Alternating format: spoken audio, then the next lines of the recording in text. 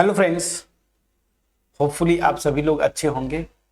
So question number 17 मैंने homework दिया था आपको, इसको पहले सॉल्व करते हैं। क्वेश्चन क्या बोल रहा है कि show that the vectors A, देखिए ये 3 वेक्टर्स है, form the vertices of a right angle triangle.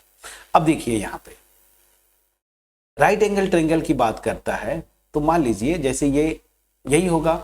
अब यहां से मान लीजिए फॉर एग्जांपल ये अगर ए है, ये बी है और ये सी है, तो अब ये सी बात है, ये दोनों जो साइड्स है ना, अगर ऐसे मैं बोलूं तो ऐसे मैं ले लेता हूं बी ए और B C for example.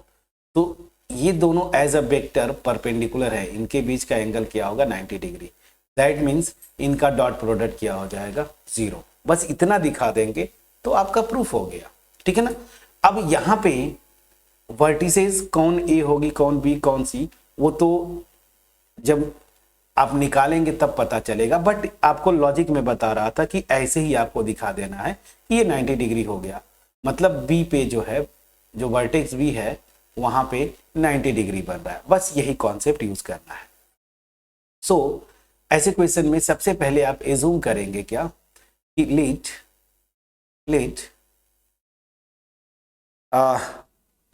Position vector of ए, मतलब ए कोई वर्टेक्स है बी, ठीक है ना, वो ये दिया हुआ है क्या, ऐसे लिख लेता हूं ओ ए, ये मेरा दिया हुआ है 2i कैप माइनस जे कैप प्लस के कैप।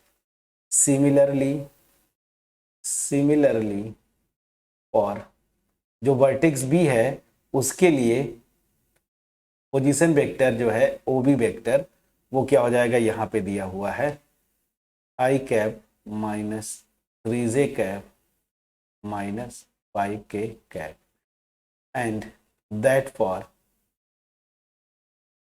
फॉर सी, ठीक है ना, ओ सी वेक्टर ये क्या है 3i cap minus 4j cap minus 4k cap, ठीक है ना। अब क्या करना है, जैसे मैंने आपको बताया था, तो पहले आप ए बी वेक्टर निकाल लीजिए।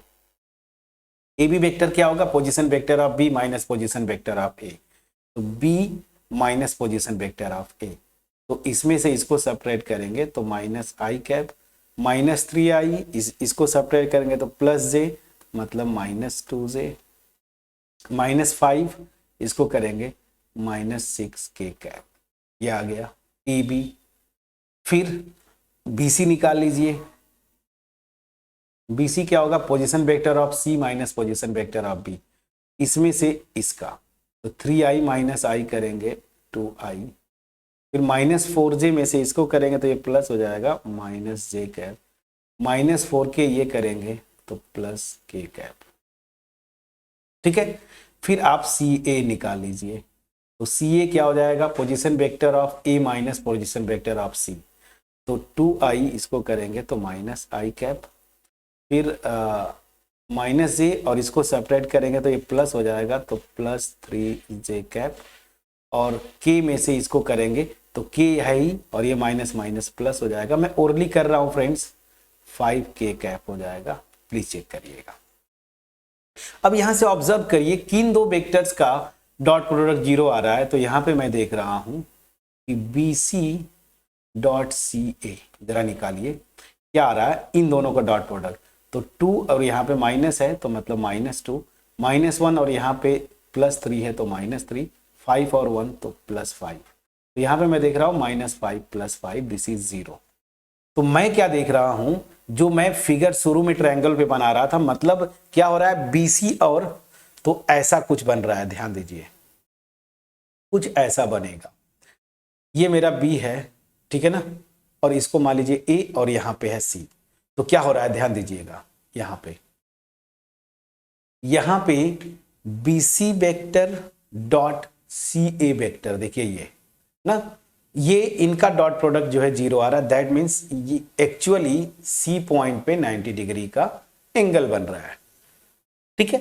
तो ऑब्वियस ही बात हो गया कि ऐसा इस क्वेश्चन में क्या दिया था, जो वर्टिसेस थी ना जिसको मैं लिखा था ए बी सी, तो ए बी सी इनका पोजीशन वेक्टर इस क्वेश्चन में दिया था। देखिए ये कोऑर्डिनेट नहीं दिया था, इनका पोजीशन वेक्टर दिया है। तो पॉइंट ऑफ रेफरेंस अगर कहीं इधर ऐसे आप लेते हैं, ये ओरिजिन है, तो यह थोड़ा सा नीचे मैं ले लेता हूं ना, तो थोड़ा सा और आसानी से मैं कर पाऊंगा। तो पॉइंट ऑफ रेफरेंस इधर कहीं पे है, ऐसे मान लीजिए ये एक्स एक्सिस, वाई एक्सिस और इधर जेड एक्सिस, ये है मेरा ओरिजिन। तो पॉइंट ऑफ रेफरेंस से इनका पोजीशन वेक्टर ये दिया था ओ ए, देखिए मैंने वो लिखा था ये, तो पोजीशन वेक्टर दिया हुआ है। उसी तरीके से ओ बी ये दिया था पोजीशन वेक्टर, और उसी तरह से ओ सी।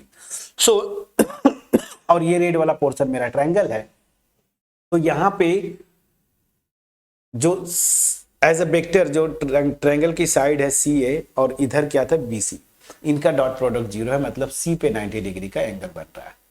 ठीक है, समझ में आ गया। तो इसका मतलब क्या हुआ कि वर्टिसेस जो हैं ये ए बी सी जो है ये वर्टिसेस फॉर्म करती है। क्वेश्चन में ये जो वेक्टर्स दिया हुआ है, मतलब ये पोजीशन वेक्टर्स है इस ट्रायंगल के वर्टिसेस का।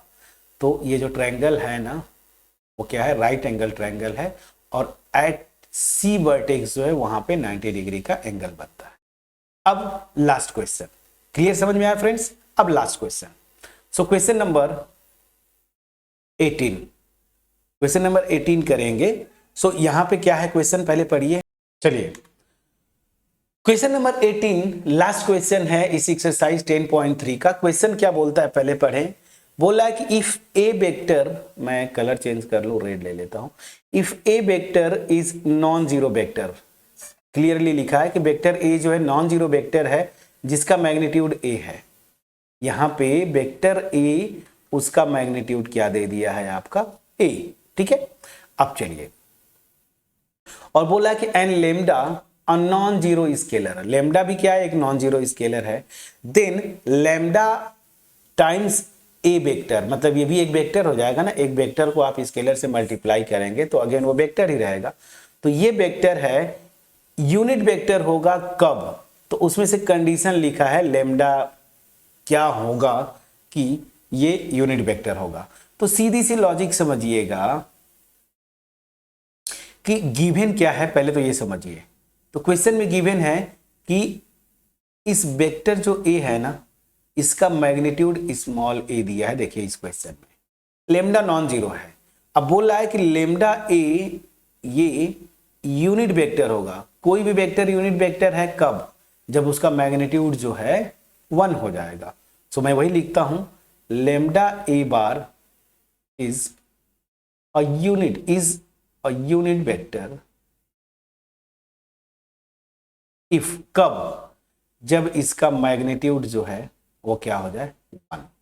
अब यहां से ध्यान दीजिए, ये लेमडा बाहर आ जाएगा, सो दिस और ये प्रॉपर्टीज है ना, और दिस इज इक्वल टू 1। तो यहां से ध्यान दीजिए मॉड लेमडा, और ये जो है मैग्नीट्यूड यहां पे गिवन है इक्वेशन 1 में ए है, तो इसको आप ए लिख लीजिए, दिस इज इक्वल टू 1। तो इन 4 ऑप्शन में देखिए, ये 3 ऑप्शंस में लेमडा इक्वल टू 1, लेमडा -1 और ए इक्वल टू मॉड लेमडा। तो ये दो में कंडीशन ए और लेमडा में दिया है, मतलब इन्हीं दोनों में से कोई एक ट्रू होगा।